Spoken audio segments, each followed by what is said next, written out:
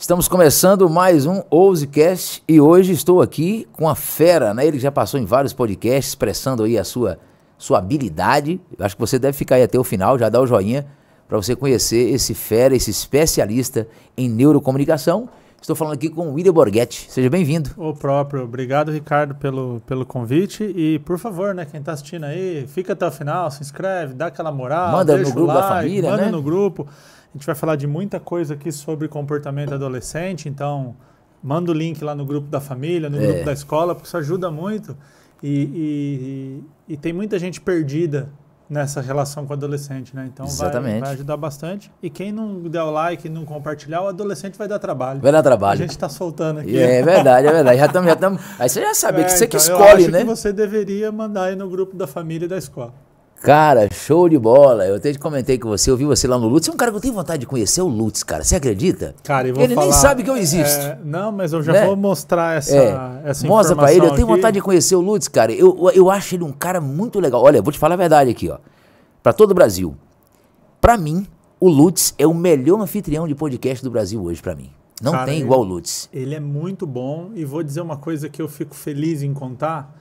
É um cara incrível quando a câmera tá desligada. Pois é, ele transmite isso, cara. Porque a gente acaba conhecendo pessoas famosas, pessoas aí influentes em várias áreas, né? Você começa a participar, que nem estava aqui, encontra um ali no estúdio e tal. Vira uma loucura, né? Então você começa a conhecer muita gente. E assim, é triste quando você admira alguém e a pessoa, quando a câmera desliga, a pessoa ela é mal educada, a pessoa ela não é bacana, né? Então, assim, eu posso te dizer que continue gostando do Lutz, porque ele é um cara admirável fora da câmera, é um cara muito gentil, impressionante, cara, impressionante. O Lutz é um cara que ele me transmite uma energia muito boa. E olha pra você ver, eu nunca tive presencialmente com ele. Você já teve, né? Você pode falar. Ele é muito gente boa e eu, com certeza, depois a gente manda. Leva essa informação pra ele. Fala o Ricardo Augusto lá do Ousecast, falou que te assiste, gosta muito de você. Agora vem cá, cara, é um tema novo pra mim, sabe? Olha que eu já tô pela internet rodando e fuçando igual o pinto no lixo. E neurocomunicação, como é que é isso? Pois é, cara, é uma coisa interessante, né? Porque eu não vou dizer pra você assim, eu inventei a neurocomunicação, uma vez que é um nome que ele mesmo já diz, né? Ele já se explica, né? É a comunicação associada com a neurociência, ou seja, como é que o nosso cérebro age quando eu estou aqui me comunicando. Então, assim, a gente está aqui batendo um papo, como é que o meu cérebro está nesse momento que eu estou falando, como você está o seu ouvindo e como a gente vai fazendo essa troca e tal. Só que, para minha surpresa, quando eu falei, vou chamar isso aqui de neurocomunicação, né? Eu fui comprar o site lá, estava liberado. Né? Você falou, poxa, até agora ninguém nunca... Então, assim, comprei o domínio.com, comprei o domínio.br, mandei registrar a marca. O @neurocomunicação no YouTube é minha página, né? Não existia? Não, tá lá o @neurocomunicação. Então, assim, é uma surpresa, né, positiva e tal, mas que eu tenho levado aí para bastantes lugares para dizer para as pessoas que, às vezes, o nosso jeito de falar, a forma com que a gente aborda, principalmente com o adolescente, que é um bicho estranho ali, que está tendo aquela modificação, só que a gente também já foi adolescente, né, cara? E a gente esquece disso às vezes, né? A gente esquece então, assim, disso, incrível, os jovens hoje em dia, bagunça, não sei o quê. Então, cara, jovem, isso aí, adolescente, assim. O que a gente precisa é pegar na mão, passar esse período, que é um período complexo, né? Eu costumo dizer que o adolescente também é vítima da adolescência. Ele também né? Ele está passando por uma transformação cerebral, uma transformação hormonal, ele está passando por várias mudanças. Um turbilhão de coisa acontecendo, né? Não dá para culpar, né? Então, quando a gente consegue pelo menos entender, eu brinco que a neurocomunicação é igual manual de instruções do micro-ondas. Todo mundo compra um micro-ondas, tem lá 20 botões, só que a gente só põe lá 1 minuto e liga. Por isso só ter só esse. Liga. E pra que aquele monte de botão? Aí quando você lê o manual de instruções, você fala, tem um botão aqui que descongela, tem um botão que grelha, tem um botão que... né? Tem várias funções. Então, a ideia é que a neurocomunicação seja esse manual de instruções para que pais, professores, pessoas que convivem com adolescentes, que estão nos assistindo, o dia que olhar uma arruaça do adolescente e falar assim, peraí, o William me deu uma ideia aquele dia lá, deixa eu ver se não dá pra gente ir por outro caminho, né? Que no final das contas a gente quer dar ali o acolhimento e fazer com que esse adolescente passe essa fase e chegue na fase adulta legal. Que coisa, né, cara? Mas o que levou você a entrar para essa área? Tem alguma coisa a ver lá com a sua infância também? Não. Ricardo, eu comecei... a minha primeira área de pesquisa que eu comecei a ler e comecei a ajudar pessoas foi a questão do medo de falar em público. Você tinha? Eu tive muito, sim, muito. E aí chegou um momento que eu comecei a ajudar as pessoas que tinham medo de falar em público, né? E a coisa deu muito certo, muito, assim. Eu tinha uma empresa com 402 funcionários, uma empresa de limpeza, portaria, limpeza, manutenção, né? Sim. E eu vendi essa empresa para poder me dedicar a esse trabalho da questão do medo de falar em público. Só que aí aconteceu uma coisa interessante que é assim, eu nunca peguei, tá? Na ciência a gente aprende a não falar nunca e sempre, porque um que sai da linha ali, a gente queima a língua, né? Então, o cara fala assim, eu tô muito esquecido, falando agora eu tô me lembrando mais, né? Pra sempre positivo. Exatamente. Então assim, ó, eu nunca peguei caso assim, mas deve existir, né? Mas eu nunca vi, eu nunca peguei, é muito raro. Pessoas que geraram trauma de medo de falar em público, por exemplo, adultas. Uhum. Então assim, foi uma criança que falou com todo mundo, foi um adolescente que não teve problema social, conversou, apresentava, falava, aí com 40 anos ela traumatizou. Eu nunca vi. Sim. Não estou dizendo aqui que não exista, não mas existe, eu nunca vi. E aí eu comecei a falar, cara, talvez se a gente ficar só no adulto... Tá captando bem o áudio dele? Tá. Se a gente ficar só no adulto, a gente vai ficar enxugando gelo. A gente vai ficar, tipo, resolvendo efeito. Efeito e não a causa, né? Porque a causa tá na criança, no adolescente e tal. E isso me levou a começar a estudar o comportamento, principalmente adolescente.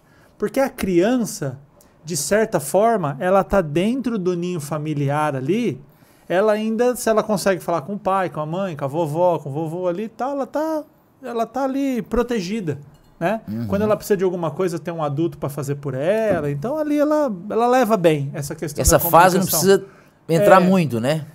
Agora o adolescente, quando ele vai para o mundo, que aí de uma hora para outra ele começa a ter os relacionamentos amorosos, ele vai trabalhar, ele tem que se relacionar com o chefe, ele tem que se relacionar com colegas de trabalho, né? Ele vai ter que fazer entrevista de emprego, ele vai ter que apresentar trabalho na escola ali, entrar na faculdade. Então é um momento que o adolescente ele começa a ter muita exposição social. E aí ele simplesmente se perde. Ele não consegue falar, ele tem dificuldade, ele tem vergonha, ele tem insegurança. E aí às vezes ele toma algumas atitudes para resolver o problema. Aí ele gera conflito com os pais, com os professores. O pai acha que ele está brigando porque ele não tem educação, não tem respeito. O professor às vezes não consegue conectar. Então vira um balaio de gato, uma coisa doida ali, balaio, né? de gato é bom.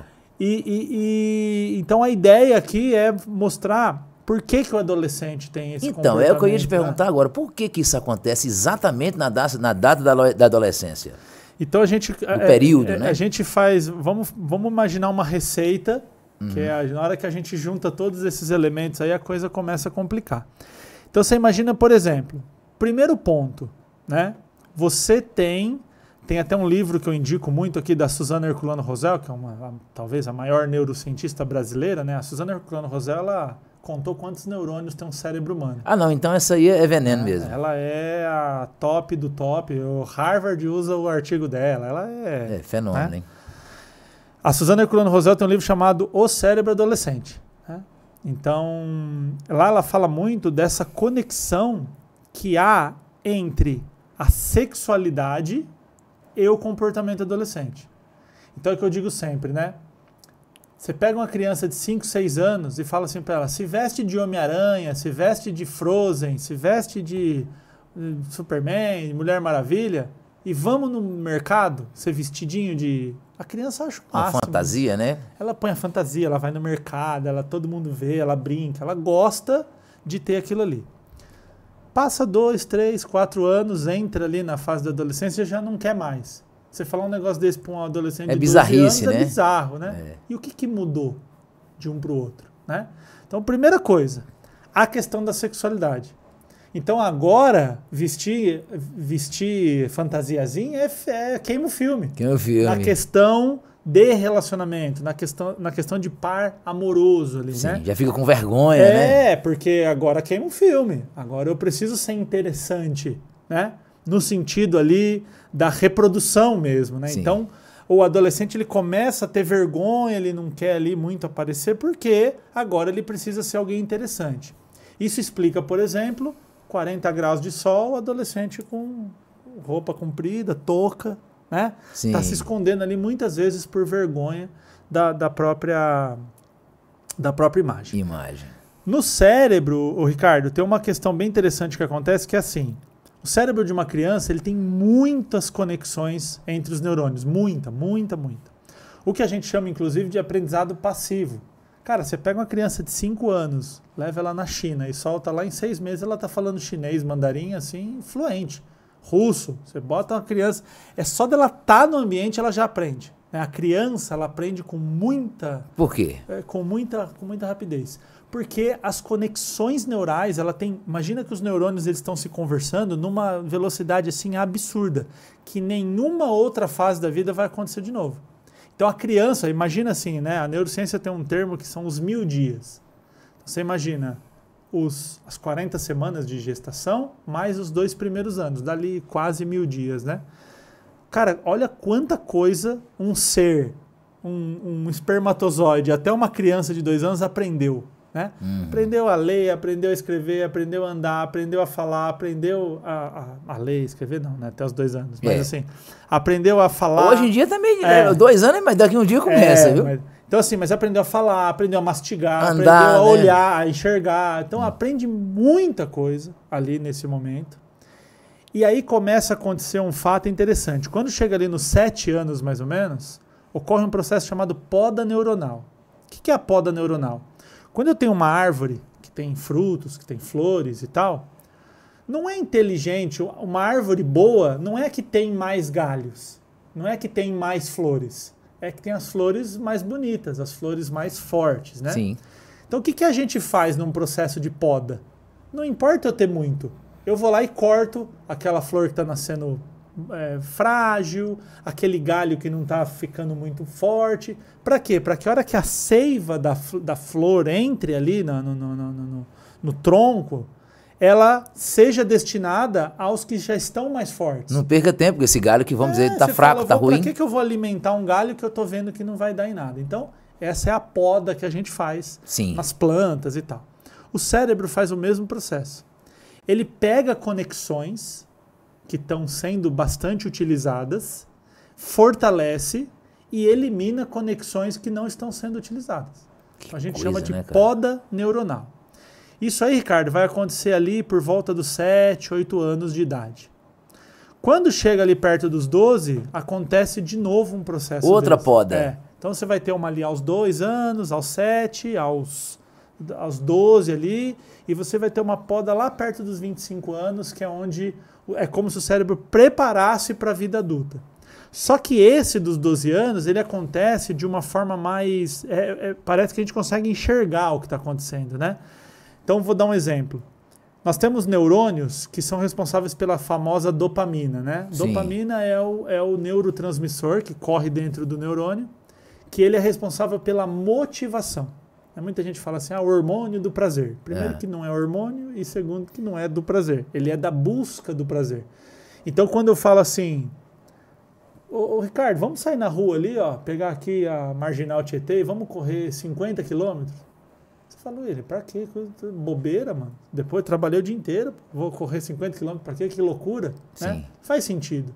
Aí eu falo pra você, tem uma maleta com $1 milhão lá, esperando a gente. Já começou a fazer sentido, né? 50 quilômetros já não parece tão grande. Tá, né? Tá perto, na verdade. Tá perto, ficou perto. 50 quilômetros para ganhar $1 milhão, vamos fazer isso daí. Esse vamos fazer porque compensa é a dopamina que dá essa sensação pra gente. Só que quando o adolescente passa por essa poda neuronal, essas conexões de dopamina são atingidas nessa poda. Elas são remodeladas. Qual que é o contrário de motivação? É o tédio, a desmotivação, né? Não é o característico do adolescente? Exatamente. Então você chega para a criança e fala assim, vamos no mercado? A criança fica doida da vida, ela fala, vamos no mercado, vamos na casa da vovó, vamos sair na rua, vamos ver o cachorro. Você fala para uma criancinha, vamos ali fora ver o cachorro, a criança fica doida. Eu sempre questionei isso, por que essa polícia acabava? Agora você está me explicando aí cientificamente, né? Ela é motivada.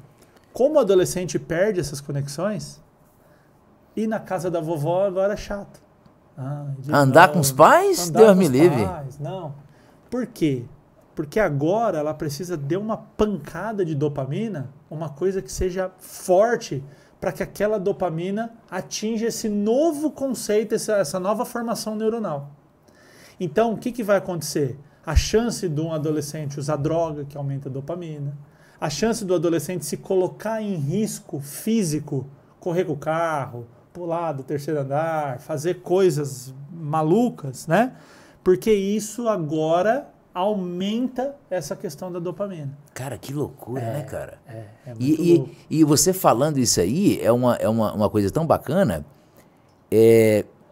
Para as pessoas que estão ouvindo, que nesse momento, quem está assistindo, talvez seja o próprio adolescente, talvez, quem sabe, pegando um corte, vão fazer o conteúdo integral, ou a mãe, um pai de um adolescente, para entender que por trás desse comportamento tem algo que é imparável e o adolescente ele não tem culpa nenhuma, né? Que, não é verdade? Ele vai ficar buscando coisas que, imagina, tem um conceito que nós usamos na neurociência, chama limiar, né? Então, limiar. Limiar. Limiar. Então, o que é o limiar? Esse copo aqui, vamos supor, eu não sei quanto que ele pesa, mas vou dar um número fictício só para a gente entender aqui o conceito. Vamos supor que eu preciso de 2 quilos de força para levantar ele. Ok? Se eu colocar 500 gramas, não sobe. Se eu colocar 1 quilo, não sobe. Se eu colocar 2 quilos, 1,8 kg, não sobe. Quando eu coloco 2 quilos, ele começa a sair do lugar. Então, o limiar é de 2 quilos. Certo. Ou seja, qualquer coisa para baixo disso, né, ele não sobe? 1,8 kg, 1,5 kg, 500 gramas, ele não sobe. A partir de 2 quilos é a hora que ele vai funcionar. Certo. Então imagina que o neurônio, esse neurônio de dopamina, ele precisa receber uma excitação para que ele dispare, ele funcione. Sim. Digamos que na infância esse limiar é bem baixinho.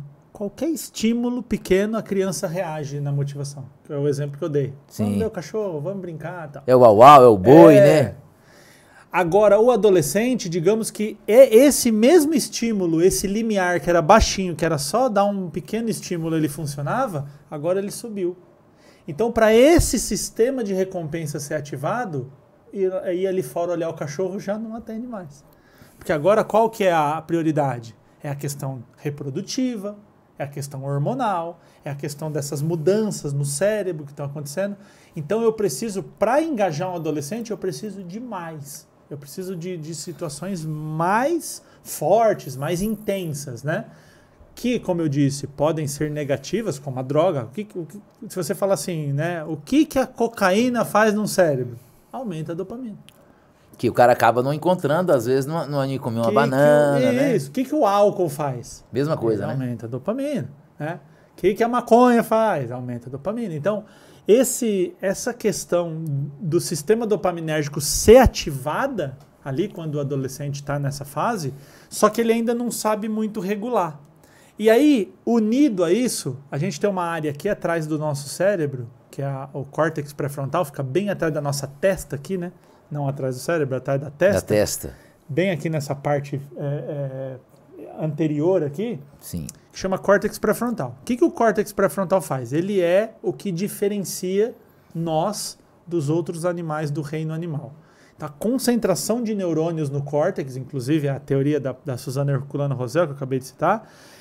Então, assim, a quantidade de neurônio por milímetro quadrado, a densidade, quando tem muito neurônio ali, é o que diferencia nós dos outros animais. Então, o córtex pré-frontal, ele me ajuda a tomar decisão, a saber o que é certo e errado, a fazer abstrações. Então, por exemplo, o que é dinheiro?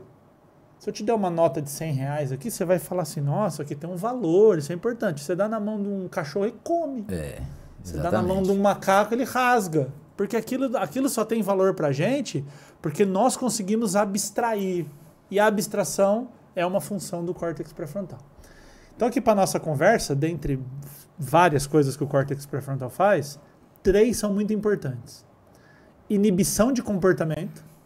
Então quando vem às vezes aquela raiva, aquela euforia, né? E você fala assim, não posso, eu tô com raiva aqui, mas eu não posso brigar com aquela pessoa porque, né, eu posso ser preso, não é certo, vai que a pessoa tem uma arma. Então, esse pensamento que inibe o comportamento emocional que está batendo é o córtex pré-frontal que faz. O córtex pré-frontal faz a gestão de tempo, essa nossa noção de futuro, de passado, né? Inclusive a questão da ansiedade, essa coisa de você vai para o futuro e fica lá preso, córtex pré-frontal. Teu gato tá lá dormindo nesse momento, tranquilão, porque ele não tem noção de futuro. Ele não tá assim, será que vai ter ração semana que vem? É interessante, né, cara? E a gente tá, né, nisso aí. E isso aí, só pegando esse gancho rapidinho, para eu falar, talvez seja uma vantagem, não sei, ou seja natural o ser humano ter isso, mas é exatamente onde é que mora o sofrimento também, né? Pois é. É o ônus e o bônus, né? É a bênção e a maldição de ter consciência. O animal na natureza, todos os animais, ele não tem essa noção, né? É só você pensar assim, como é que um ser humano muito inferior a um leão bota um leão na jaula? Pois é. Porque a gente consegue construir, a gente consegue pensar. O que é imagina uma ferramenta. A gente consegue imaginar uma ferramenta que vai resolver um problema, ir lá na natureza e conseguir construir aquilo. Então isso que trouxe o ser humano, o Homo sapiens aqui, Sim. até aqui. Então, inibição de comportamento, gestão do tempo e tomada de decisão. Então quando você, por exemplo, você fala, cara, encavalou a agenda aqui, tem que, ou você grava podcast, ou você vai fazer uma visita, ou você faz isso, você faz aquilo, ou você vai para cima ou vai para baixo. Essas decisões que a gente toma, quem toma é o córtex pré-frontal. Né? Sim. Percebe que tudo isso está muito ligado com o comportamento adolescente? Sim. Por quê? O córtex pré-frontal vai ficar pronto, as conexões vão ficar prontas de 23 a 25 anos. Então um menino, uma menina de 14, 15 anos, que é grandão, né? Quando você olha um adolescente de 15 anos, tem seio, menstrua, tem barba, fala grosso. Você fala, cara, tá crescido. A casca tá crescida, mas o interior não. Então, quando você olha, você fala, o molecão de 14 anos desse aí já é um homem, tem barba na cara e tal. Só que as conexões ainda vão ficar prontas lá para 25. Não é que não tem, mas as conexões ainda estão se rearranjando. E aí a gente volta nesses 3 itens que eu acabei de te falar, você começa a perceber, por exemplo, gestão de tempo. Cara, uma espinha no nariz do adolescente é o fim da vida. Não tem mais por que viver. Sexta-feira. Aí saiu uma espinha no nariz. Poxa. É aquele... Acabou com ele, né? Não, acabou. Não tem mais por que viver. E aí imagina eu chegar assim, numa festa, uma mina me ver desse jeito, eu tô ferrado, né? Aí você fala, não, mas vai lá, pô. Vai na festa, isso aí não tem nada a ver. Você não entende, você não sabe nada. Aí vem o item 2, a inibição do comportamento. Né? Então, se você chega pra mim e fala assim, pô, William, eu tô triste aqui, que aconteceu um problema, eu falo, não, Ricardo, fica tranquilo, vai passar. Aí você fala... O cara não sabe porra nenhuma do que ele está falando e tal, mas beleza, você dá uma segurada. O adolescente, ele explode. Ele não consegue inibir o próprio comportamento. Tanto, cara, que tem uma resposta que o adolescente dá, que a ciência entende e fala, é isso mesmo, parece que tá querendo enganar a gente. Quando você pergunta, por que você fez isso? Ele fala, não sei. Não sei. Caramba, que loucura, Veio né, cara? um negócio e aí eu fui lá e fiz. Eu tenho um aluno um dia que eu estava dando aula, um aluno... 15 anos, mais ou menos a idade da turma, ele levantou para ir no banheiro, ele foi lá, apagou a luz da sala e saiu. Aí você quer catar um moleque desse pelo pescoço, você fala, porra, mano, como é que o moleque levanta e apaga a luz da aula, mano? E aí quando ele voltou, eu falei assim, mano, você apagou a luz da sala? Por que você fez isso? Aí ele falou, eu não sei. A hora que eu saí, me deu um negócio, eu fui lá e apaguei. Ainda bem que você é da neurocomunicação, né? E você viu que se fosse um cara que não entendia, era o fim, né? Botava na secretaria, dava castigo. Dá uma briga, ia piorar tudo. A situação, né? Então aí você senta, troca uma ideia, você fala, pô, cara, você atrapalha aqui, né? Quando você faz isso e tal. E aí, troca uma ideia ali, resolvemos. Menino Bom pra caramba. Mas o que eu quero te dizer é, você vê que a inibição do comportamento é difícil, a gestão de tempo, você fala, calma, daqui 2, 3 anos vai passar, porra, mano, quanto que é daqui 2, é muita coisa. Então o adolescente ele tem essa dificuldade de gerir e tomada de decisão. Aí o que nós fazemos como sociedade? Eu exijo que um menino de 17 anos escolha a profissão que ele vai ter pro resto da vida. Ele tem que escolher a universidade com 17 anos para ele começar a estudar ali. Isso aí também não entra mais ou menos no que eu falei, porque, por exemplo, assim, pegando esse gancho aí que eu acho interessante, mas há possibilidade de pessoas com 15, 16 anos já ter esse pré-frontal já desenvolvido, ou pelo menos um pouco mais do que os normais? Um pouco mais, um pouco menos, sim, por causa do estímulo. Muitas vezes, crianças, vou chamar aqui de crianças, tá? Crianças de 14 anos têm responsabilidades absurdas, né? O pai abandonou, tem que ajudar a criar os irmãos, esse tipo de coisa. Obviamente que esse estímulo que o ambiente dá para ele, e aqui quando falo estímulo parece só bom, né? Estímulo é só bom. Não, tem estímulo ruim também, né? O ambiente às vezes te estimula coisas que, por exemplo, ter que cuidar das crianças, não vive a própria infância, não vive a própria adolescência, tem que cuidar dos irmãos, né? Passa fome. Questões que a gente já viu aí, vários casos. Você no Brasil isso é... você estava me contando aqui, né? A Sim. questão de, tipo, a família pobre, né? Eu sou filho de uma costureira e de um pedreiro. Então, assim, eu falo que fome eu, felizmente, nunca passei. Mas acima da fome, cara, não ter tênis para vestir, já passei, né? Então, a gente, às vezes, acaba evoluindo num momento que era ruim, né? Não era legal ter evoluído esse tanto nesse momento, se você tivesse condições e tudo mais. Só que o que acontece, Ricardo? Quando você acelera o processo de evolução, ele fica lá mais responsável, só que ele vai perder de outro lado. Tem um efeito colateral, né? Porque como é que não ia ter? Se eu tô fugindo da naturalidade? Exatamente. Não tinha jeito. Você está fugindo da natureza. Você está acelerando uma planta que ela tem que crescer logo. Tem que ter um preço, né? O bicho que ele tem que crescer de uma vez. Isso vai pagar em outro lado. Eu sempre gosto de dizer assim, ó, imagina que você tem ali na tua vida vários potinhos, né? Vida familiar, vida amorosa, amigos, saúde, trabalho. Você tem várias caixinhas. E cada caixinha dessa você pode pôr 10 moedas. Você pode ser de 0 a 10, a nota, o tanto que você vai investir ali, de 0 a 10, né? 10 moedas. Sim. Só que tem 5 caixinhas e tem 30, 35 moedas. Não dá para ser 10 em tudo. Então, tudo que você colocar de um lado, você vai ter que pagar de outro. Então, muitas vezes, a pessoa que ela é responsável, porque ela criou outra criança, ela fez isso, ela na vida adulta, isso aí vai estourar, por exemplo, numa ansiedade, alguém que não sabe relaxar, alguém que não sabe receber carinho, alguém que não sabe assim, pô, eu fui uma criança que eu tive que trabalhar, não tinha carinho, não tinha nada. Então, quando alguém vai falar, não, peraí, hoje você vai ser servida, a pessoa não consegue ser servida, porque ela sempre teve que servir e ela só foi aceita porque ela tinha que fazer aquilo pelos irmãos, pela família. Faz todo sentido, cara. Então, isso tudo é o equilíbrio. É o equilíbrio. Isso é reversível em algumas pessoas? Então, é reversível, né? A própria Karina Pirro, que teve com você aqui, que inclusive mandar um beijão para ela, que fez a nossa ponte, né? A nossa ponte, a nossa conexão, né? A terapia, ela tem esse papel de você reconhecer, né? Entender isso. A Karina Pirro e a Nathalie, que é a parceira dela lá, elas fazem com maestria que a terapia ela vai identificar esse tipo de situação e vai te dar ferramentas para você buscar exatamente esse equilíbrio. Então você fala assim, eu sou muito responsável. Nossa, aqui na responsabilidade. Só que eu não consigo relaxar, eu não consigo descansar. Quando você não consegue relaxar, não consegue descansar, você está aqui, a chance de você desenvolver, por exemplo, uma ansiedade, uma crise de ansiedade, porque tudo tem que sair ali, você desenvolver um perfeccionismo, né? Perfeccionismo, eu falo, é a pior coisa que um ser humano pode desenvolver. Por quê?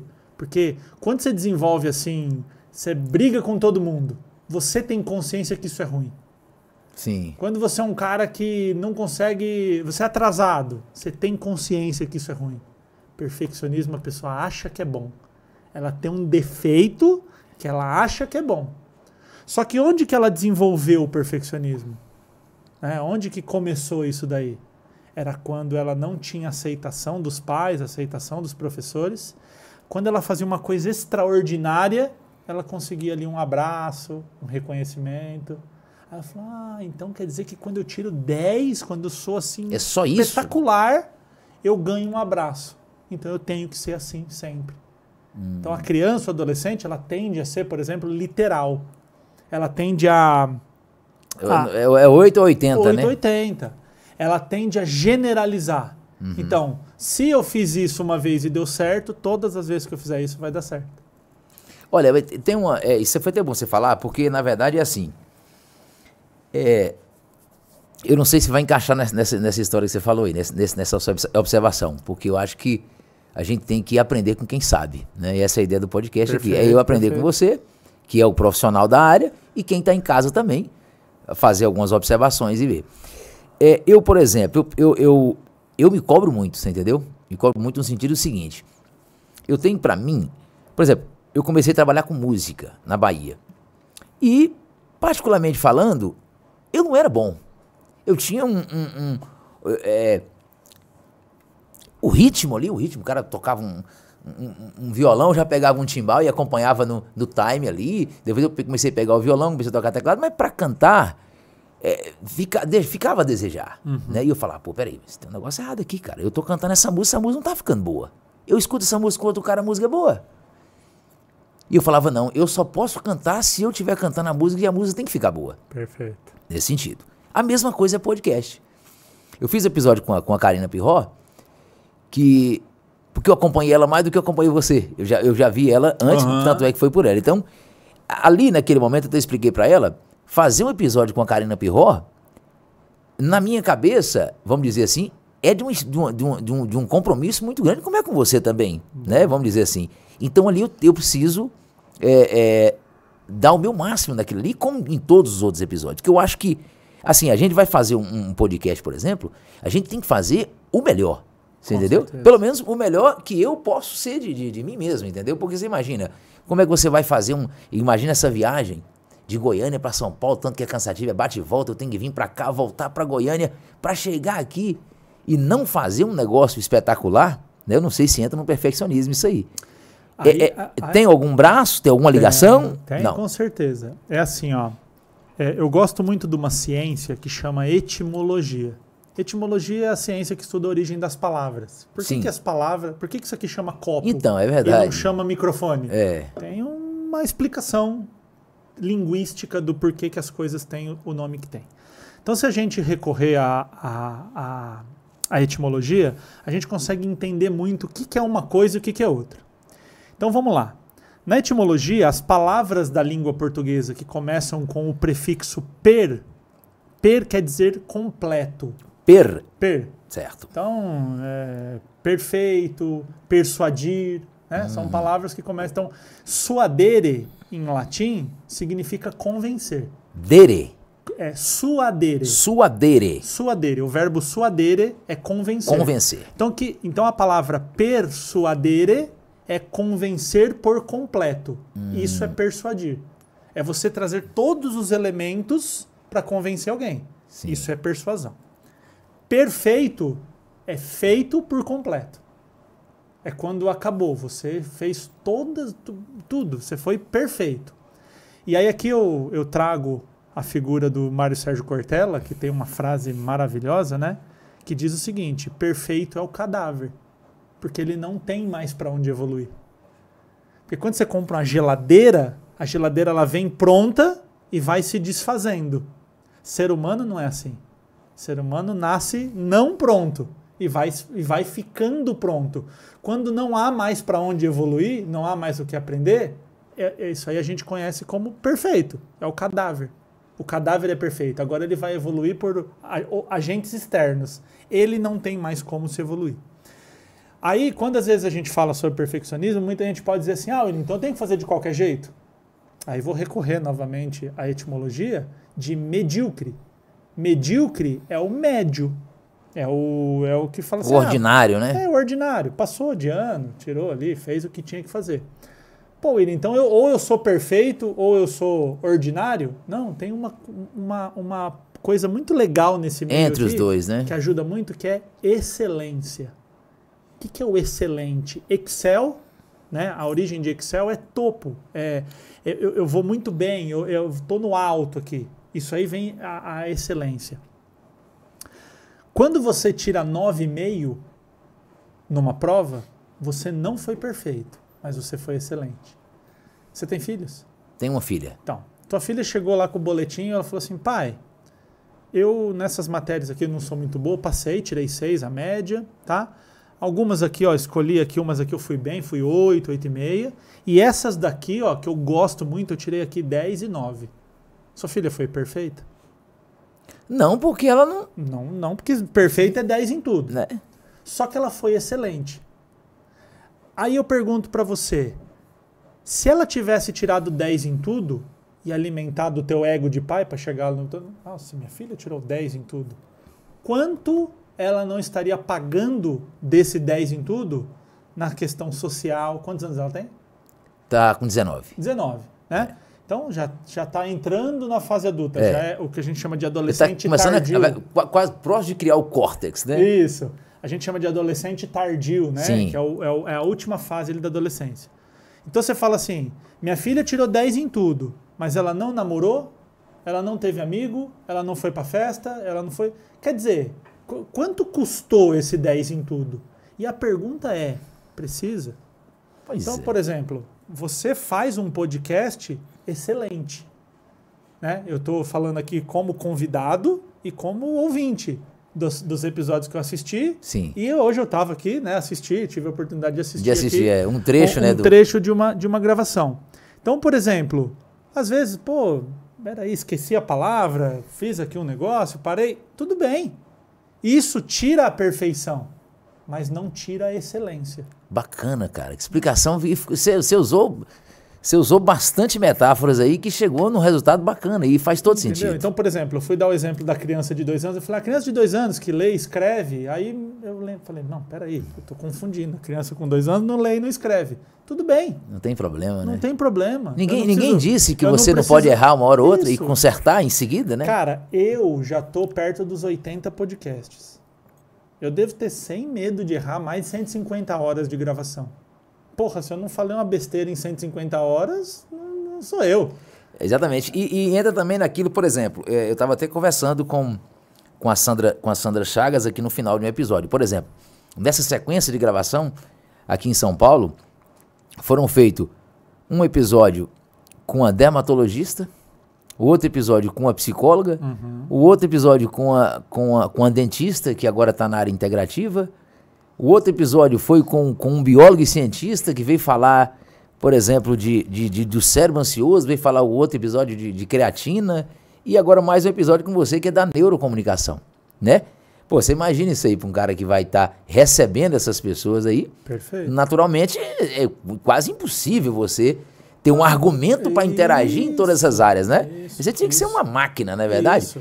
Mas dá para fazer o que você falou, tentar ser excelente, tentar ser o melhor que você pode. E a beleza do negócio, eu acho que a beleza humana, eu até brinco, às vezes eu tô lá, uma reunião com pais lá, eu falo assim, ó, se você for pai ou mãe perfeito, se retira daqui. Aqui não é teu lugar. Aqui é um lugar de pessoas imperfeitas. Pessoas que estão buscando a melhoria, buscando a evolução. Se você não erra, se você não perde a paciência, se você não dá um grito de vez em quando com o teu filho, né? Se você não se sente um lixo de pai, de professor, de pessoa de vez em quando, cara, aqui, sai daqui. Porque quem tá dando a aula se sente assim. Eu, às vezes, eu dou uma palestra lá e, cara, eu falo assim, não foi bem, cara. Hoje não encaixou, hoje não engatou. Mas não tem problema, porque vai ter a próxima palestra, vai ter o próximo podcast, né? Então, eu sempre trago essa reflexão de sejamos excelentes. Eu jamais vou chegar aqui e dizer para as pessoas, passa de ano, seja nota 6. Não, jamais. Tem áreas da nossa vida que a gente precisa se contentar em passar de ano. Cara, tá bom. Isso aqui eu vou passar. Eu, por exemplo, Ricardo, eu sou um cara muito desorganizado. Certo. Eu sou assim, se você chegar na minha casa, ó, você vê, já tem tipo celular aqui, copo, óculos, eu tô aqui faz meia hora, eu já desorganizei o que deu o ambiente aqui. Minha mochila tá no chão. É o seu padrão, né? Entendeu? Então, se você chegar na minha casa, você não vai encontrar uma casa onde tá tudo no seu devido lugar, aquela mesa de trabalho. Não, é meio caótico ali. O que eu exijo de mim na organização? 6. A minha organização, a minha desorganização, ela não pode me atrapalhar de chegar atrasado aqui na hora do podcast. Ok. Porque aí eu estou impactando na tua vida. Enquanto eu estou arrebentando com a minha vida, a minha mesa tá desorganizada, não influencia na vida de absolutamente ninguém. Agora, no momento que eu chego atrasado aqui, e chegar atrasado é uma característica de pessoas desorganizadas, eu estou impactando na vida das outras pessoas. Então, quando a gente conversou, eu falei assim, Ricardo, eu saio 4h30 do lugar que eu dou aula, eu acredito que em 1 hora eu consigo chegar, mas a gente está em São Paulo. E São Paulo, cara, é muito louco. Choveu, já esquece. Trava tudo, que né? Você falou. Então vamos marcar com 2 horas de espaço, porque aí eu vou chegar aqui. Eu cheguei aqui, era 5h40. Eu estava aqui. Tranquilo, não tem problema, porque aí, 18h30 a gente vai conseguir trocar essa ideia. Então a questão toda é, eu me permito ser nota 6 na organização. Agora, no conteúdo que eu falo sobre neurocomunicação, não. Aqui eu quero andar no 9 e no 10. Então, se a pessoa que está nos assistindo falar assim, cara, eu acho que a didática do William foi nota 8, eu vou me cobrar. Eu quero mais que 8. Na minha didática, na forma com que eu ensino. Eu sou um professor. Eu preciso andar num nível alto. Agora, se uma pessoa fala assim, não, William, não está muito desorganizado. Não, eu vou te dar um 7. Porra, vou ficar muito feliz com um 7 de organização. Entendeu? Desde que eu não impacte negativamente na vida de outras pessoas. Muito bem, e isso que você falou também da questão do 9 e 10, acaba entrando na questão do impacto também, né? Porque você imagina, aqui você fazendo um podcast desse, vamos dizer assim, como diz na Bahia, sabe Deus quantas pessoas vão ver isso aqui? Sim. É de uma responsabilidade muito grande, né? Muito grande. O que você está falando, imagina se o cara pega um negócio que você falou aqui, capta aquilo como verdade e começa a levar para a vida dele, e se isso não for uma verdade cientificamente comprovada, isso aí você pode acabar impactando de uma maneira negativa na vida da pessoa, né? E eu trabalho simplesmente com a coisa mais valiosa da vida de todo mundo, que é o filho. Com certeza. Se você fala assim, cara, você pode perder tudo, fala uma coisa para você não perder. Provavelmente vai ser o teu filho. Exatamente. Então, cara, eu mexo com uma coisa muito valiosa. Então eu não posso chegar aqui e falar assim, da minha cabeça. Tanto que quando eu dou minha opinião, tem coisa, você pode me perguntar uma coisa que eu não sei cientificamente o embasamento. Eu vou falar, Ricardo, eu vou te dar minha opinião. O que eu acho? Se você me perguntar, eu posso falar o que eu acho, mas que fique claro que eu tirei da minha cabeça isso aqui. E o bom é que você pode mudar, né? É uma opinião, depois você fala, não, naquela época eu tinha essa opinião, agora não tem mais. Não tem embasamento nenhum. Agora, quando a gente vai falar de neurocomunicação, o que eu estou falando aqui está muito bem embasado na literatura científica para não falar besteira. Tanto que tem muita coisa dentro da literatura científica que a literatura científica está escrito lá no artigo. O artigo não é capaz de dizer se é A ou B. Parece aqui, ó, tem uma linha aqui que parece que a gente está indo para cá. Enquanto tem coisas que a comprovação é ao 98%, então a gente pode trabalhar sem medo de... Né, sem medo de errar, né? Quantos neurônios tem um cérebro humano? Isso aí pode cravar que a mulher contou direitinho lá. Ela fez um trabalho absurdamente lindo que é aceito pela comunidade científica do mundo todo. Né? Agora, o que gera ansiedade? São muitos fatores, são muitas possibilidades. Né? A depressão, por que uma pessoa tem depressão? São muitas coisas. Então, às vezes, a gente, inclusive, vê na internet pessoas assim, é por causa disso, é por causa daquilo, né? Hoje, por exemplo, o TDAH é uma coisa que está muito... Eu fui diagnosticado com TDAH com 30 anos, né? Você foi diagnosticado? Foi. É mesmo, rapaz? Quando eu tinha 30 anos... Então, essa coisa da desorganização pode ter a ver? Muito a ver. Só que é uma coisa assim, ó, tem muita gente hoje no mercado, cara grande, cara médico, não um ignorante, cara que estudou, que fala, por exemplo, que o TDAH é porque não come direito, porque está comendo glúten. Tem muita gente falando isso. Então, assim, ó, o TDAH, assim como o autismo, ele é um transtorno, uma situação que é do nascimento, do neurodesenvolvimento. Ninguém pega autismo depois que nasce. Ninguém pega TDAH porque comeu muito glúten. O que não quer dizer que comer glúten faça bem. Sim, sim. Obviamente que se você tem uma alimentação balanceada, você dorme bem, você faz exercício físico, você repõe, a gente viu aqui a creatina, né? Sim. Você tem essa reposição, tudo, o que vai acontecer? Você vai atenuar os sintomas. Agora, dizer que uma pessoa que ela se alimentar perfeitamente, ela dormir perfeitamente, ela fazer exercício físico perfeitamente, ela vai curar o autismo? Não vai. Cara, e como é que fica essa questão do TDAH, cara? Uma pessoa que tem TDAH, ela consegue, assim, você tá provando isso aqui pra mim, eu quero saber como. Uhum. Como que essa pessoa que tem TDAH, ela consegue ser funcional no mercado? Porque você já provou que você é. Você me explica como é que você faz, quais são as táticas que você usa, porque eu acho que sozinho existe a possibilidade da pessoa ter TDAH, ser funcional, porque fala que TDAH, ele esquece muito, ele não organiza, entendeu? E você fala uma coisa pra ele não lembra, tem que lembrar de novo.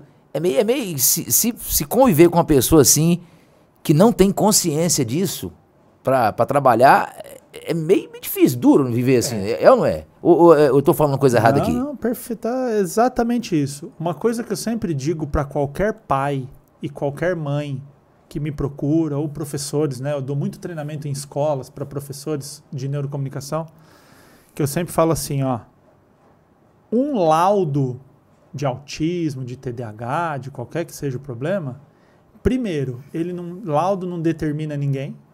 Ah, é TDAH, então esquece, joga fora, não tem serventia nenhuma, não. Sim. Né? Eu sou alguém que foi diagnosticado com TDAH, mas eu sou outro monte de coisa. Eu sou professor, eu sou filho, eu sou padrasto, eu sou namorado, eu sou um monte de outras coisas. E tem um TDAH nessa lista aí, né? Uma vez eu me lembro que eu tenho uma amiga de infância, a Patrícia, e a Patrícia, ela é casada com outra mulher, né? Sim. A Cibele. E aí, quando a gente conversou sobre isso, né, tentando entender como que é o mundo, e ela falou assim pra mim, eu sou profissional, sou advogada, sou mãe, sou filha, né? Ser homossexual é mais uma. Tem uma lista de um monte de coisa que eu sou ser homossexual. Então, assim, o que eu quero dizer aqui é, eu não posso dizer para você assim, Ricardo, Ricardo, desculpa, eu cheguei atrasado, mas é por causa do meu TDAH. Usar o meu TDAH de muleta para fazer coisas que eu não deveria fazer. Eu uso droga porque é TDAH, né? Aí é TDAH, não tem o que fazer, aí eu uso droga mesmo. Não, se você tem TDAH, é aí que você não pode experimentar droga. Se você tem TDAH, é aí que você tem que sair 2 horas de antecedência. Se você tem TDAH, é aí que você tem que criar um método na tua cabeça de não destruir a tua vida, porque a desorganização é absurda. Cara, para você ter uma ideia, eu mostro para você. No meu celular tá assim, ó, descongelar o feijão. Na agenda do meu celular. Remédio eu tenho 4 alarmes de remédio, cara. Porque eu sei que eu vou esquecer. Eu tenho um alarme no meu celular que é o seguinte, é próprio do iPhone, né? Ele tem lá um negócio de saúde, você cadastra remédio, ele não sai da tela se você desbloquear. Se você desbloquear, você põe lá, tem que tomar o remédio 9 da noite. Quando dá 9 horas da noite, quando dá ali 8h50, vem a notificação, você desbloqueou o celular. Quando você bloqueia, ele fica lá te avisando. Ele não sai dali. Você tem que correr a notificação para a direita e colocar, eu quero apagar a notificação. Quando é que eu faço isso? Quando eu tomo o remédio. Eu vou lá, tomo o remédio, a hora que eu tomei, eu vou lá e apago a notificação. Ele fala, beleza, amanhã 9 da noite de novo eu vou te notificar. Então assim, ó, se você marcar um compromisso comigo e eu não aparecer e não te avisar, pode ir atrás do SAMU, velho, da polícia, eu tô embaixo de um carro aí atropelado. Eu não perco compromisso, eu não chego atrasado em compromisso nunca. E aí, sei o que você falou. Aí você falou de uma coisa interessante agora. Então, o fato é, uma pessoa, nada melhor que conversar com você que tem Transtorno. É um transtorno, né? A pessoa tem TDAH, mas como você falou, você tem outras coisas, né? Você é padrasto, é namorado, é professor. Então, veja bem que existe aí uma personalidade forte por trás. Concorda comigo ou não? Com toda certeza. Porque uma coisa que move a gente na vida é o objetivo também. Você sabe, a expectativa, o pensamento de ter uma vida melhor lá na frente. E tal. Porque não é possível que eu tô aqui fazendo um podcast desse aqui, pensando em nada. Não, tô fazendo por fazer. Eu vi alguém fazendo e tô lá fazendo. Não, peraí. Deixa eu ver como é que os podcasts os caras fazem. A velha história, né? Pra quem não sabe pra onde tá indo, qualquer caminho serve. Né? Então eu preciso saber o meu objetivo. O objetivo. Então eu falo, não, peraí, eu tenho que observar uns podcasts, tem que ver o podcast do Lutz, ver como é que o Lutz se comporta, porque é um menino que mexe na área da computação desde muito novo, então tem muita experiência pra passar, apesar de ser mais novo que eu, mas entende muito mais disso aqui do que eu. Eu vou assistir um podcast do Flow, vou assistir ali o da Ana Beatriz, vou ver vários podcasts pra poder saber como é que esse povo tá se comportando, para eu poder ir na mesma linhagem ali, né? Perfeito. Para poder não ser igual. E a gente sempre aprender, né? Sempre aprender. Eu até falei muito do Lutz, né? Mas aqui fazendo um registro que é sincero e justo, a Ana Beatriz é uma pessoa espetacular com a câmera desligada, cara. Pois é, não, eu imagino também. De uma gentileza, de uma doçura, sabe, uma pessoa assim que eu falei pra ela, a minha enteada, ela gosta muito de psicopata, crime, ela gosta de assistir filme disso. E a Ana Beatriz fez um livro, né? Mentes Perigosas. Cara, ela foi de uma gentileza, assim, ela pegou o livro, fez uma dedicatória pra Larissa, pra minha enteada, falei pra ela, gravou vídeo, né? Então, eu me sinto... Eu não quero aqui chegar e falar assim, fulano, ciclano é fraco, é ruim, se acha. Não, vamos exaltar, né? O Lutz, a Ana Beatriz. Exatamente. As meninas do Vênus Podcast. Também nossa, fera cara, demais. Você também foi lá. Parece que tinha mudado o cenário quando você foi, né? Isso. De uma gentileza, de uma coisa linda. Então, eu acho tão gostoso poder contar isso, né? Isso, e tem que ser contado. Tem que ser contado essas coisas boas, que a sociedade está muito acostumada a contar só coisa ruim dos outros, né? Falei com a Karina. Mas você falava sobre o objetivo e eu te cortei. Então tá. Então, é uma das coisas muito importantes também, entendeu? Porque às vezes, eu vou dar uma ideia para você aqui, eu vejo dessa maneira, eu acho que bem uma visão bem minha. Às vezes a pessoa tem um TDAH e além de usar o TDAH, como você falou, eu bebo porque eu tenho TDAH, eu chego atrasado porque eu tenho TDAH, eu uso droga porque eu tenho TDAH, essa pessoa provavelmente, mesmo tendo TDAH, naturalmente é uma pessoa irresponsável e que provavelmente não tem propósito na vida, entendeu? Porque seria impossível você pegar um cara com TDAH que não tem propósito na vida, qual seria o motivo de botar um alarme no telefone para poder descongelar o feijão? Algum propósito você tem, né, na vida, eu digo propósito de responsabilidade mesmo, né, para não ficar colocando a culpa naquilo ali. Então, eu acho que o TDAH misturado com a pessoa que tem propósito, eu acho que acontece exatamente isso aí que é o que eu queria saber. Acaba que o TDAH ele pode prejudicar você em algum momento, mas não prejudicar a sociedade, o meio que você vive, os compromissos que você faz. E assim, eu às vezes dou umas na trave e eu sei que é por causa do TDAH, mas eu jamais vou falar assim, eu cheguei aqui atrasado, eu fiz isso, eu dei uma mancada. Cara, eu dei uma mancada porque eu dei uma mancada, desculpa. Ponto final. Eu sou um ser humano, eu erro e segue o jogo. Então assim, por exemplo, eu não bebo, eu nunca usei droga. Eu fui descobrir TDAH com 30 anos, eu já estava grande, né? Mas na minha adolescência, nunca usei droga, nunca fumei maconha, nunca gostei, nunca, pra mim, sempre sair da minha linha de consciência foi uma coisa que sempre... E foi ótimo pra você isso, né? Foi ótimo. Foi instintivo e ótimo. E assim, eu provei bebida, né? Tomei um porre quando eu tinha 19 anos, cara. Acabou, assim, boca na terra, o cachorro lambendo, sabe? Aquele loucura último mesmo. Grau. Eu falei, nunca mais na minha vida eu boto uma gota de álcool na boca. Nunca mais. E hoje, eu sabendo do TDAH, o TDAH, para você ter uma ideia, o que é o TDAH?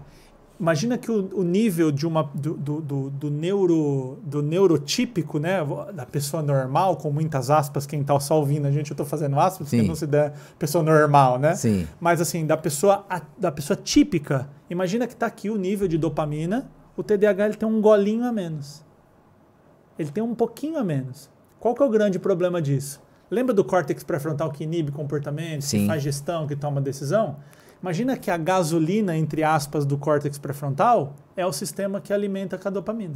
Que é um sistema que sai lá da área tegmentar ventral, vai levar dopamina até o córtex pré-frontal. Esses nomes aqui não precisa decorar, não, é só para saber que há um canal que leva a dopamina do meio do cérebro até o córtex pré-frontal. Então o que acontece? O TDAH ele tem um pouquinho a menos. Ele tem da formação do feto, ele tem um pouquinho a menos de dopamina. Imagina que o motor precisa de 1 litro para funcionar por hora de gasolina. Aí você põe 900 ml. O motor vai funcionar com 900 ml. Mas de vez em quando ele vai dar umas... Lembra aqueles carros, aqueles Opala velho que o carburador faltava ali, você tinha que aumentar o giclê de carburador ali, da gasolina e tal. Então ele funciona, mas às vezes ele dá umas engasgadas. Só que o TDAH tem uma outra coisa que chama hiperfoco. E o autista também tem. Normalmente o autista tem TDAH. Nem todo TDAH é autista, mas a maioria dos autistas também tem TDAH. Tem uma coisa chamada hiperfoco. Meu irmão, quando você engata numa coisa, ninguém ganha de você. Você estuda 5 horas por dia aquilo com a maior facilidade do mundo. Eu leio sobre neurociência, estudo, vejo vídeo, acompanho conteúdo 3 horas por dia. Todo santo dia? Todo santo dia. Domingo, ano novo, carnaval. Todo dia eu me intero 3 horas de conteúdo de neurociência todos os dias. Cara, eu leio tomando banho. Eu gosto de ler quando eu estou tomando banho, eu boto meu celular lá e leio enquanto eu tomo banho. É o meu momento de relaxamento e eu estou ali lendo e tudo mais. Quando eu faço uma coisa muito espetacular que todo mundo me aplaude, quando eu ando lá no 9 e no 10, aí não é o TDAH, né? Aí eu não dou crédito pro TDAH. Eu falo, não, gente, eu não sou tão bom. É o TDAH que me faz ter isso. Então é o seguinte, é ônus e bônus. Só que quando você tem um problema, eu vou dar um exemplo aqui, uma analogia, e eu espero ser muito respeitoso com o que eu vou falar, mas imagina que você não tem a perna. Sim. Ok? Você não tem uma perna, aí você anda lá com uma muleta, aí você vê uma escada. Você não pode falar assim, eu vou descer a escada igual todo mundo. Você tem que tomar cuidado, você tem que ter o procedimento, você tem que ser o cara que não vai cair na escada, porque você entra com cuidado. Então, o que eu estava falando aqui do nível de TDAH, o que aumenta esse TDAH? Cocaína, álcool, pornografia, jogo, tudo isso aumenta a dopamina. Aí o cara ele tem a cabeça toda perdida no TDAH. Tem um cara, aliás, eu vou te indicar para fazer uma conversa com ele, o Simon, TDAH pra gente grande. Simon? É. Depois você manda o contato dele se você tiver. Simon é meu amigão. Dia 25 vou estar por aqui de novo. Conheci ele pela Karina, inclusive nós fizemos um podcast juntos, né? Simon é um cara 1.000.000%. E o Simon ele conta a história dele de uso de cocaína, e ele fala isso muito abertamente para inspirar, né, inclusive os outros jovens, que a hora que o cara é todo perdido, todo doido, todo desorganizado. Quando o cara usa cocaína equilibra o cara. Alinha tudo. Ela fala, nossa, é assim que eu queria ser, ué. O mundo é legal, olha como eu tô focado, daqui a pouco passa. E aí que vem um BO, né? Inclusive uma coisa que é importantíssima de gravar aqui, deixar isso aqui registrado, Venvance, Ritalina, não tem nada a ver com cocaína, gente. Não é uma... Quem fala isso é de uma irresponsabilidade tão grande. O que acontece? O Venvance e a Ritalina aumentam a dopamina. Por isso que ele ajuda na questão do TDAH. Ajuda a equilibrar, colocar, isso, né, mais ou menos no nível. Só que é farmacológico. Você vai tomar um comprimido de manhã, esse comprimido vai falar assim, solta um pouquinho de dopamina, equilibra, vai o dia inteiro. O cara cheirou farinha, ele dá um pico de dopamina. Ah, mas a dopamina sobe dopamina e a cocaína sobe dopamina. Então é a mesma coisa. Chocolate aumenta a dopamina, 55%. E chocolate e cocaína é a mesma coisa? Não, lógico que não. Imbecilidade falar isso. Com certeza. E eu vou te dizer, hein? Tem cara grande aí, famosão, cara com milhões de seguidores, falando que cocaína e Venvance é a mesma coisa. Tem nada a ver. É igual falar pra você, água, se eu jogar em você, molha. Coca-Cola, se eu jogar em você, molha. Ah, então Coca-Cola e água molha, então são a mesma coisa. É a mesma coisa. Não. E sem contar que além de ter da questão do remédio, ele tem ali uma... É como você falou, além de ser coisinha pouca, e ele tem um efeito, pode gerar um efeito colateral, porque quando você bota o remédio Todo no corpo, remédio vai fazer o quê? Tem esse risco. Não é? Não tem Isso. jeito. Mas ele vai ter o benefício para sua saúde, para te equilibrar e tal. Diferentemente da cocaína, que além de dar um pico, não tem benefício nenhum. Algum. Então como é que você compara uma coisa dessa? Mas cara, só por aí já dá de novo, eu não quero falar aqui para não gerar problema e nem processo, mas é facinho. Entra no Google e escreve cocaína e Ritalina, é a mesma coisa, e assista de quem tá falando esse tipo de coisa. É gente famosa, é gente grande, gente forte aí no mercado, né? Mas a gente tá aqui para exaltar as pessoas boas e não para ficar dando like para quem fala absurdos, né? Então assim, Ricardo, eu ter TDAH me faz ter uma responsabilidade maior de não beber, de não usar droga, de organizar minha agenda. Cara, assim, ó, se hoje, olha como que as coisas elas vão se encaixando. Hoje eu trabalhei, dei aula, aí eu vim gravar o podcast e eu vou chegar em casa e eu vou jantar. Se a carne que eu vou comer à noite não tivesse descongelada, o que ia acontecer? Cheguei em casa, tá tudo congelado. Você tem que pedir besteira. Pedir um lanche, né? Aí aí eu trabalhei, um dia estressante, um dia... E estressante, porque viver em São Paulo, você já tá com o seu nível de estresse zoado. Então assim, ó, eu vou chegar em casa, eu vou comer mal, eu vou dormir com aquele negócio pesado no estômago, eu não vou ter um sono bacana, aí amanhã eu vou dar aula de novo, aí eu não coloquei a carne de novo para descongelar. Aí, entende como uma coisa vai? Aí eu me alimento mal, eu durmo mal, eu não faço exercício porque eu não consigo organizar minha agenda. Não, cara. Hoje, a hora que eu acordei, tinha um aviso lá para eu descongelar a carne. Então a minha carne está prontinha na geladeira me esperando voltar. O doutor Bactéria falou que nós temos que descongelar na geladeira. Ele veio no podcast isso, também. Então. Fiz o procedimento certinho, né? Coloquei lá e tal. Então, veja, a pessoa que não tem a perna, ela é a primeira que tem que se preocupar. Pô, o lugar é acessível, o lugar tem elevador, o lugar tem isso, porque eu preciso me preocupar. Agora, eu jogar o BO em cima disso não é legal. E eu falo para os pais, quando recebem diagnóstico de autismo, quando recebem diagnóstico de TDAH, eu falo assim, ó, presta atenção. Tem criança que é manca, que não consegue correr. Tem criança que não enxerga direito, é míope, tem astigmatismo. Tem criança que não corre, tem bronquite, não consegue brincar. E o teu filho tem TDAH, teu filho tem autismo. Você tem que cuidar. Não é brincadeira, não é invenção da indústria farmacêutica, não tem nada disso. Você tem que tomar cuidado, tem que cuidar.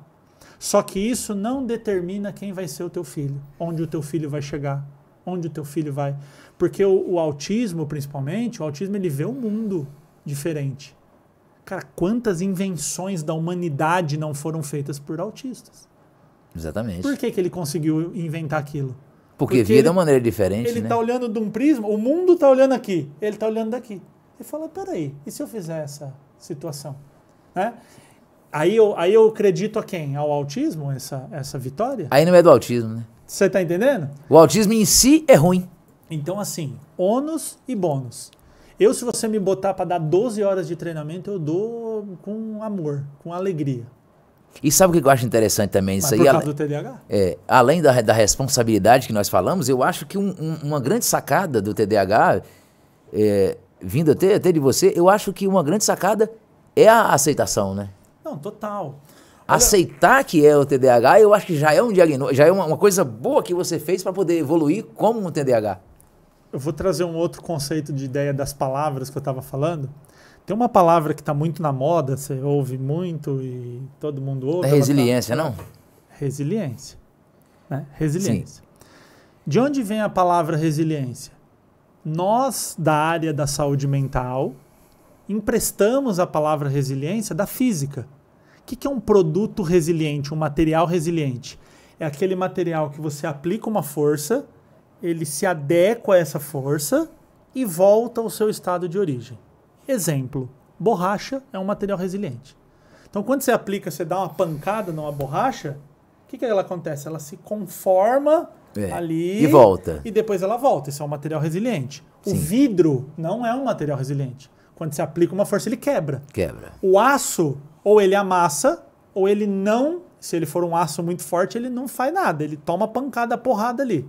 E se ele for um aço mais frágil, ele se amassa, mas ele não volta. Depois que você amassou, né, uma porta de um carro, você bateu ali, ela amassa. Acabou. E ela não vai voltar para o lugar. Então, o que é resiliência? É a nossa capacidade de tomar uma pancada e voltar o máximo que der ao lugar original. Às vezes fica um trauminha ali, um negócio, mas essa nossa capacidade de voltar. Só que o primeiro passo para você voltar, Ricardo, para o seu lugar original é a aceitação. Cara, nós estamos gravando esse podcast em maio de 2024. Pode ser que alguém daqui 50 anos está assistindo. Você que está em 2050 e assistindo a gente, nós estamos gravando em maio de 2024. Cara, para e pensa quanta gente ainda está em 2020, em março de 2020, reclamando que veio a pandemia, que quebrou a empresa, e que tirou emprego, e que deu tudo errado.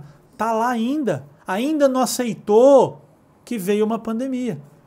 Não, porque se não fosse a pandemia, eu estava bem. Eu só tô mal porque é a pandemia que tirou tudo. Aí você fala assim, cara, mas faz 4 anos já. Já foi, já deu, já. Então assim, ó.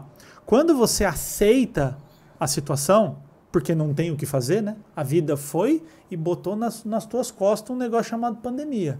Agora aí você fala assim, tá, estamos na pandemia. Acabou, não tem mais. Não abre mais, não tem mais emprego. E agora, né? Acabou. E agora? O que eu faço agora? Agora você fica assim, mas é porque se lá em 78 lá não tivessem me enganado, porra, você vai ficar preso nesse negócio e não evolui. Então, recebeu o laudo, cara, eu tenho TDAH. Eu tenho transtorno e agora, de né? atenção. E agora? O que eu faço com isso? Né? Então, por exemplo, a psicóloga que fez o meu laudo, que é a doutora Patrícia, mandar um beijão para ela, a doutora Patrícia falou assim, William, você tem 30 anos, você tem uma vida legal, você namora, você trabalha, você tem uma vida social tranquila, o que o TDAH te... você esquece a carne de tirar do freezer, você chega atrasado, isso aí dá para arrumar na terapia. Se você não puder não tomar remédio, seria interessante, porque o remédio vai mudar a tua forma. Então, assim, o William está dizendo aqui, mãe, você que descobriu teu filho com TDAH não toma remédio? De forma alguma. Vai lá Porque se eu soubesse que existia Ritalina e Venvanse, eu nem sei se isso tinha lá na década de 80, de 90, eu teria tomado. Cara, eu sofri muito na adolescência por causa disso. Muito. Só que o que era? Moleque, mundo da lua, doido, não presta atenção em nada, moleque avoado, moleque que não para quieto. Né? Se lá eu tivesse, eu teria tomado. Só que hoje eu fico pensando assim, peraí, eu aprendi a lidar com tudo isso. E se você fala assim, eu não tenho a moral de lidar na terapia, toma remédio. Mas faça alguma coisa. E nunca, em hipótese alguma, diga, eu fiz essa merda aqui, com perdão da palavra, porque eu tenho TDAH. Porque eu tenho autismo, porque eu tenho gripe, porque eu tenho qualquer coisa. Isso é um fator muito interessante que você está falando aí, e dentro de tudo que você está conversando, e já falamos sobre os adolescentes, nós estamos caminhando para o final do nosso episódio. Eu preciso vir aqui com mais tempo para a gente fazer um episódio, inclusive a gente fazer um bem bolado uma hora, colocar você e a Karina Pior junto, e aí a gente toma um café, toma uma água e tal. Mas, cara, eu acho que a grande sacada da vida em tudo, tanto quem tem TDAH, quanto... o TDAH é mais fácil de colocar, porque o autismo já é um negócio meio diferente, né? Uhum. Quem tem TDAH, quem tem algum transtorno, quem tem depressão, quem tem ansiedade, quem tem... Eu te falo que eu vivi de 2020, eu tive um problema com ansiedade gravíssimo. Uhum. Pra mim eu já tava até com depressão, pânico na madrugada, uma coisa de louco, você entendeu? Só que eu ia lá e estudava sobre aquilo durante o dia. Eu falei, cara, como é que eu faço pra isso aqui? Pra eu melhorar isso aqui? Aí vinha... alguns estudos da autossugestão, antes de você dormir à noite, você mandar autossugestão pro cérebro, você entendeu? Você fala, não, essa noite eu vou dormir bem. Então você mandava aquilo ali, tanto para aquela noite quanto pro dia seguinte, e questionava quando eu tava vindo aquele... Porque quando o pânico tá vindo, você tá consciente que o pânico tá vindo, então não tem como você enlouquecer. Você pensa, vou enlouquecer. Mas como você vai enlouquecer? Você tá percebendo? Perfeito. Então, e aí eu melhorei muito, tomei algumas vitaminas e tal, mas eu acho que tudo na vida, cara, tem a ver com o querer, entendeu? Quando você quer uma coisa, pô, eu quero me curar da ansiedade, eu quero me curar da depressão, você vai buscar meios. E ninguém aqui está dizendo que é fácil ou que é simples, mas o fator eu quero. Muita gente me procura às vezes para falar de pessoas que estão no alcoolismo, pessoas que estão na utilização de droga. Não é só querer. Eu decidi hoje que eu quero parar de usar droga. É pagar o preço, né? Não é só querer, mas querer é um determinante. Exatamente. Se você vai lá e fala assim, minha William, me ajuda. Essa pessoa quer, ela está disposta a pagar a abstinência, essa coisa toda? Se ela está disposta, a gente vai usar todas as ferramentas e tudo. Agora, se ela não quiser, cara... E quando você quer, você se torna um profissional. Um profissional em querer e em fazer. Porque, como diz o próprio Dr. Laí Ribeiro, o amador, quando ele faz uma coisa que dá errado, ele chuta o pau da barraca e vai embora, chuta o balde, acabou. O profissional, ele sabe que o amanhecer só vem depois da noite toda ter passado. Então, é o querer, é a paciência, é suportar o efeito colateral de querer, porque se você quer, se você está querendo, aquilo vai ter um efeito colateral. Se você não quer também, você tem o efeito colateral. Qual o preço você quer pagar? Onde é que você quer chegar, né, cara? Qual é o propósito? Qual que é? O que é? Quem está querendo o que mesmo? E aí eu amarro isso que você está falando com a dificuldade que o adolescente tem de gerir isso daí. Por quê? Exato. Essa cabeça que pensa, amanhã é um novo dia, eu vou dormir, vamos seguir a coisa, a área do cérebro, se você botar numa ressonância magnética e medir, é a área que falta no adolescente. Que é o córtex pré-frontal. Então, assim, cara, a gente precisa botar freio na vida com a saúde mental. Por exemplo, eu sou um cara que... Como que a minha depressão se mostra? Sono. Tem gente que fica impaciente, tem gente que fica agressivo, tem gente que fica triste. Eu não fico triste, eu não fico agressivo, eu não fico impaciente. Eu tenho sono. Aí sei lá, fui dormir 8 da noite, acordei meio-dia. Dormi 16 horas. Não é normal um ser humano saudável dormir 16 horas. Sim. Alerta amarelo. Eu penso assim, pode ser que um dia meu corpo está precisando, tem um processo aí, pá, e beleza. Pode ser. Agora, se eu acontecer isso amanhã de novo, pode parar. Tira o pé de tudo. Então, por exemplo... Depois, e repensa a caminhada, né? Esse ano aqui foi um ano que entrou com os 2 pés. Eu tive muita coisa. Eu comecei a... fui nos grandes... Eu fui assim no Vênus, eu fui na doutora Ana Beatriz, eu fui na Energia 97, que é uma grande rádio aqui de São Paulo. Tudo em 20 dias, assim. Né? Sim. E aí começou a chegar gente, começou palestra, começou o que lá, e fechei uns contratos e comecei a dar treinamento, comecei a fazer uma coisa. Cara, peguei uma gripe que eu fiquei 10 dias assim, ó, acabado. Você falou, opa. Então assim, ó, nós estamos agora aqui no primeiro semestre, chega convite para mim de podcast, chega convite de treinamento, eu falo, só no segundo semestre. Muito bem. William, mas é uma chance, é um dinheiro. Não tem nenhum dinheiro que vai tirar isso.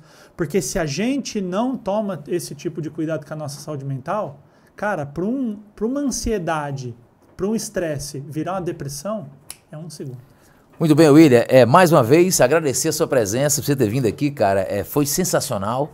Queria ter mais tempo, né, pra gente poder aprofundar mais em alguns assuntos, entrar ali na parte pessoal, na parte da experiência, na ciência de modo geral. E, enfim, nós vamos fazer mais episódios, com certeza. Beleza? Obrigado pela presença. Chamar a Karina aí para fazer um dueto. Vamos fazer um bem bolado. Você de todo lugar do Brasil, se você gostou desse conteúdo, deixa o like aí, compartilha e até o próximo episódio, se Deus quiser e Ele há de querer.